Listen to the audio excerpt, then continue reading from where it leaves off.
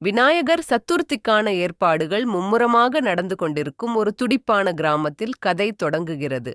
குழந்தைகள் அங்குமிங்கும் ஓடி தங்கள் குடும்பங்களுக்கு களிமண் விநாயகர் சிலைகளை உருவாக்க உதவுகிறார்கள். ஆர்வமும் சுறுசுறுப்பும் கொண்ட பெண் விநாயகருக்கு பிடித்தமான மோடக் இனிப்பு பாலாடை செய்ய தன் அம்மாவுக்கு உற்சாகமாக உதவுகிறாள். மலரும் அவளது தோழிகளும் கூடும்போது அவர்கள் எப்படி ஒன்றாக பண்டிகையை கொண்டாடுவது என்று விவாதிக்கிறார்கள். விநாயகர் சிலையை ஆற்றில் கரைக்க பிரம்மாண்ட ஊர்வலம் நடத்த திட்டமிட்டுள்ளனர். தெருக்களை பூக்கள் மற்றும் வண்ணமயமான ரங்கோலிகளால் அலங்கரிக்க அனைவரும் களமிறங்கும் போது சமூகம் மற்றும் ஒத்துழைப்பின் ஆவி பிரகாசிக்கிறது. திருவிழாவிற்கு ஒரு நாள் முன்பு மலர் தன் சிலைக்கு சிறப்பு இல்லை என்பதை உணர்ந்தாள். கைவினைக் கலையின் மீதான அவரது விருப்பத்தால் ஈர்க்கப்பட்ட அவர் களிமண், மணிகள் மற்றும் பழைய பொருட்களை பயன்படுத்தி ஒரு தனித்துவமான சிலையை உருவாக்க முடிவு செய்கிறார். அவள் தனது நண்பர்களுடன் கிராமத்தைச் சுற்றி மினி சாகச பயணத்தை மேற்கொள்கிறார்.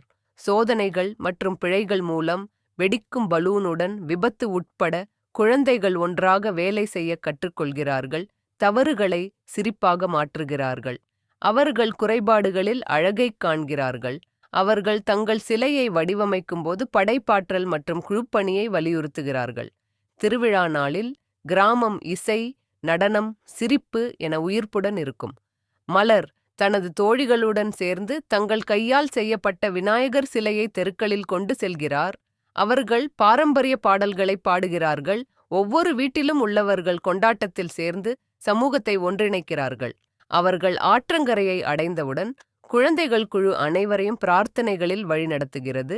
அவர்களின் விருப்பங்களையும் நம்பிக்கைகளையும் வெளிப்படுத்துகிறது. சூரிய ஒளியில் ஒளிரும் சிலை அவர்களின் கனவுகள் மற்றும் அபிலாஷைகளை குறிக்கிறது.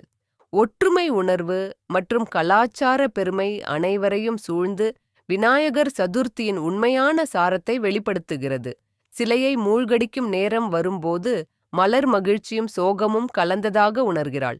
திருவிழாவின் முக்கியத்துவத்தையும் இயற்கையின் மீதான மரியாதையையும் பிரதிபலிக்கும் வகையில் கிராம மக்கள் கூடுகிறார்கள். அவர்களின் பெரியவர்களின் வழிகாட்டுதலின் பேரில் அவர்கள் சுற்றுச்சூழல் நட்பு நடைமுறைகளின் முக்கியத்துவத்தை பற்றி விவாதிக்கிறார்கள்.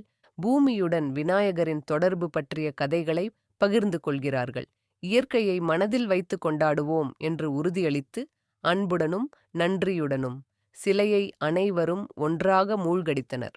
சிலை தண்ணீரில் மூழ்கும்போது மலர் கண்களை மூடிக்கொண்டு தனது கிராமத்திற்கும் நண்பர்களுக்கும் அமைதி மற்றும் மகிழ்ச்சியை எதிர்பார்க்கிறாள். இந்த கதை திருவிழாவை சிறப்பித்துக் காட்டுவது மட்டுமல்லாமல் குழுப்பணி, படைப்பாற்றல், இயற்கையின் மீதான மரியாதை மற்றும் சமூகத்தின் முக்கியத்துவத்தை பற்றியும் குழந்தைகளுக்கு